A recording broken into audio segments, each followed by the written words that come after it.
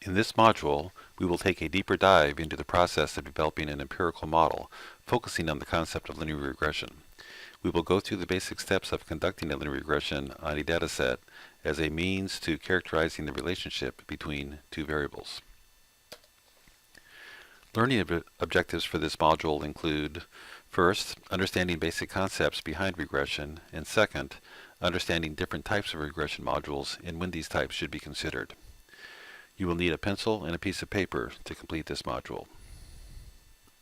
In this example shown here, let's examine what this might look like using a dataset describing the observed planting dates for two crops, field corn and strawberries, at a location in the Pacific Northwest. The orange boxes on the chart are observed planting dates through time for field corn, and the green triangles are for strawberries. Let's suppose we want to fit this dataset to a line. Remember, a line is an equation of the form y equals intercept plus slope times x. For this model, our y variable, the response variable that we were trying to predict, is the planting date for the crop of interest. The x variable, the predictor variable, is the year. Our task with regression modeling is to estimate the planting date for any given year. For our line model, this means finding the best fit values for the slope and the intercept. Let's imagine some example relationships between some response variables, the variable the model is estimating, and some predictor variables. For example, what would you expect the relationship between crop yield and amount of fertilizer applied to be? In general, we would expect that at low fertilizer levels, crop yields would be relatively low and would increase as we apply additional fertilizer. This relationship might take the form of a line starting out in the lower left-hand corner of the plot where low applied fertilizer rates result in low crop yields, with crop yields increasing as applied fertilizer rates increase.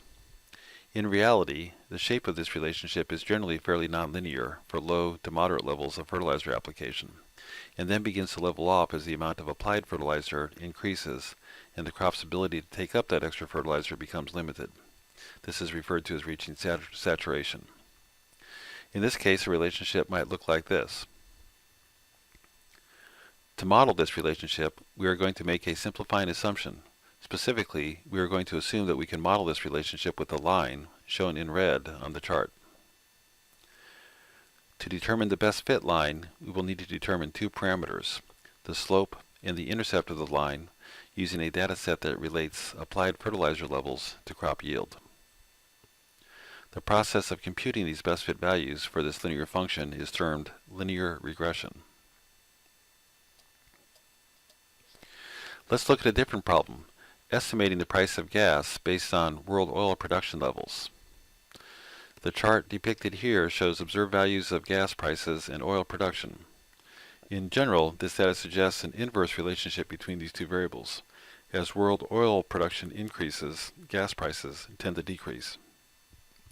The relationship between these two variables appears to follow a consistent trend, and again we can make a simplifying assumption that we can model this relationship with a line, again showed in red on the chart. And like the prior examples, we would need to fit the line to identify the best parameters for this model, meaning those parameters that provide the best fit to the data. Further note that the model, meaning the linear equation describing the relationship between these two variables, does not exactly fit the data. It is, after all, a simplification. But even though the fit is not perfect, the line does appear to capture a significant portion of the variability we see in the observed data. Finally, let's examine the relationship between the treatment efficiency of a constructed wetland and the nutrient loading of that wetland. Before looking at some data, what do you think this relationship would look like? In general, at low nutrient loadings, treatment efficiency tends to be limited by the biological capacity of the system. At low nutrient loadings, there is not enough nutrients to develop a robust biological population necessary for complete nutrient capture, and at very high nutrient loadings, the ability of the biological system to capture these nutrients becomes saturated, reducing treatment efficiencies. A typical set of observations looks like this. Is this a linear relationship? The answer is sort of. While there is an overall consistent downward trend, it is not perfectly linear. At low nutrient loadings, the slope flattens a bit.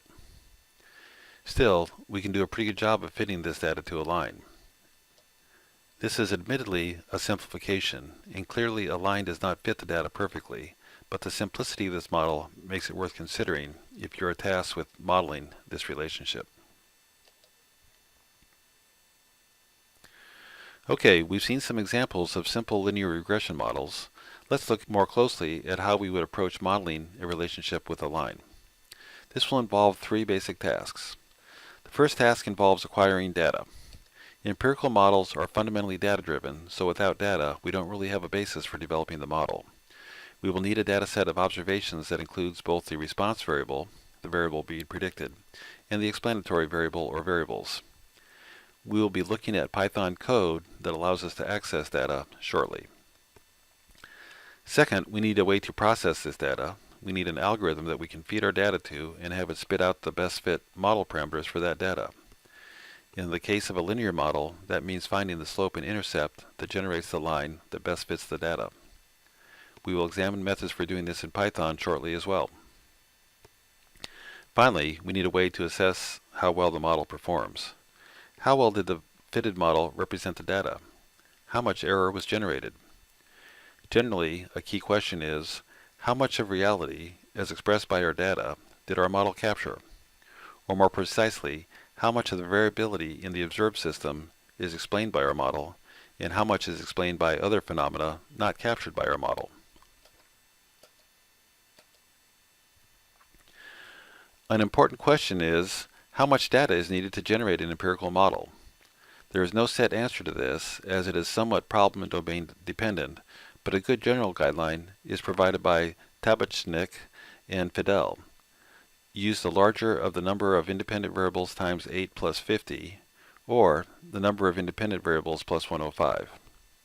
Applying to the case of simple linear regression of a response variable on a single predictor variable, we would need roughly 100 observations in our data set. Often you may not have this much data. Keep in mind that as a general rule, the more data you have, the more confident you can be in your empirically derived model. And with less data, you should keep in mind the limitations of your data when interpreting your model relationships. There are several types of regression procedures we will be examining.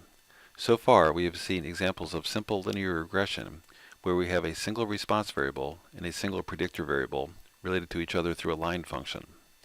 That is about the simplest possible model one could imagine, although not quite the simplest. The simplest would be a model that said the response variable was a constant, not a function of anything. More generally, a simple linear regression is a regression capturing a linear relationship between two variables.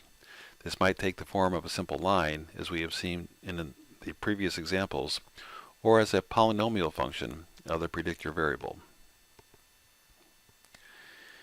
In the case where we have more than one predictor variable we are trying to use to estimate a given response variable, we employ multiple regression. Both simple linear regression and multiple regression are based on finding a set of model parameters that best fit a given data set. Let's look at some other types of functional forms that we might want to use to capture a relationship between two variables and determine whether we can apply linear regression to them. A key requirement of linear regression is that the model parameters only appear as linear combinations with the predictor variables, meaning that the parameters are either by themselves or are multiplied by some function of the predictor variable. In this first example, A0 is by itself, and A1, A2, and A3 only appear as multipliers of a function of x, so we could apply linear regression to this function. In this example, again, A0 is by itself, and A1 and A2 only appear as multipliers of functions of the predictor variables, so we could not apply linear regression to this result. In this example, again, A0 is by itself, and A1 and A2 only appear as multipliers of functions of the predictor variable, so we can apply linear regression to this result. Here are some examples of functions for which we would not be able to use linear regression to derive a model. The first model shows one predictor variable, x, and three parameters, A0, A1, and b. The model is linear with respect to A0 and A1, but nonlinear with respect to b. B appears as an exponent of x, not a multiplier, so linear regression is not applicable here. We would need a nonlinear regression technique to solve this problem. Similarly, in the second equation, both parameters a and b are nonlinear with respect to x, and linear regression would not be applicable. Finally, there is a special class of functions that are nonlinear with respect to the parameters, but can be transformed into a linear form. For example, we can transform an exponential relationship, which is nonlinear with respect to b, into a linear relationship by applying a log transform to both sides of the function. The result is a linear form that we can apply linear regression to. Next, we will develop an algorithm for conducting a linear regression. Let's start with a simple line function, but the concepts employed will apply to a broad range of problems. For the case of a line, we define our model as y equals a0 plus a1x, plus an error term that captures any deviation between what our model predicts versus what we see in our observation. We will call this model error. We can estimate this error by rearranging our model equation to show that the error is a difference between what the model says and what we observed. Y is the observed result. A0 plus A1x is our modeled result. We estimate the total error over a set of observations by summing the error for each individual point. Generally, we don't care if the model error is positive or negative, so we remove that effect by squaring the error and summing that over the observations, resulting in an estimate of the error sum of the squares, often termed SR. This is a useful statistic for evaluating model performance for a given set of parameters, and also provides a way to identify the optimum set of parameters, those that minimize the error sum of squares. Remember, to find the minimum or maximum of a function, you can differentiate that function with respect to the variable or variables you are trying to optimize, and set the result to 0 to find an optimal value for the variable. In this case, what are we trying to minimize and maximize? And what do we differentiate with respect to? In regression, we are trying to minimize the error between what the model predicts and our observations. Our error is captured in our error sum of squares statistic, so that is a good function to minimize. To do so, we differentiate it, but with respect to what?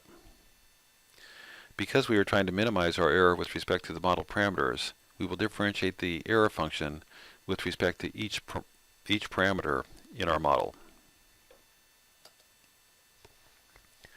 Using the error sum of squares equation for our simple line model as our starting point, we will first differentiate it with respect to the true parameters in our model. First with respect to A0, and then with respect to A1. We then set these differentiated equations to 0 to find a minimum or maximum of that function.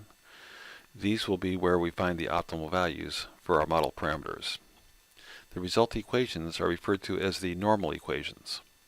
Solving these equations for A0 and A1 will give us the optimal parameters for minimizing the sum of square of the errors between our model and our observations. For the case of a simple line model, the normal equations are easy to solve. We just rearrange the equations to put our model parameters on the left-hand side. We directly solve for A1 first, using observations from the data exclusively. Once we've solved for A1, we can directly solve for A0, using A1 and the means of the observations. The values we calculate for A0 and A1 will be the best fit values for these parameters. So, to recap this session, first, empirical modeling fits a given equation to a data set. The process of fitting data to a function is termed regression. Second, regression involves finding the minimum of an error function by differentiating the error sum of squares function, capturing differences between model prediction and observation for our data sets with respect to each parameter, setting these to 0, and solving for the parameters. These equations are referred to as the normal equations. Third, the form of the equation being fit determines the type of regression to employ. For simple functions that are linear with respect to the coefficients, we can generally apply simple linear regression if there is one explanatory variable. Other forms may require an alternative type of regression. Finally, simple linear regression is simple. We can directly solve for the best fit coefficients. All that is needed is a data set and an equation to fit. However, note that a linear regression guarantees finding an optimal set, but does not guarantee that the fit will be good. If the functional form is not capable of capturing the relationship in question, the regression result, though optimal, may still be quite poor. We'll be looking at metrics for assessing model performance in a later section.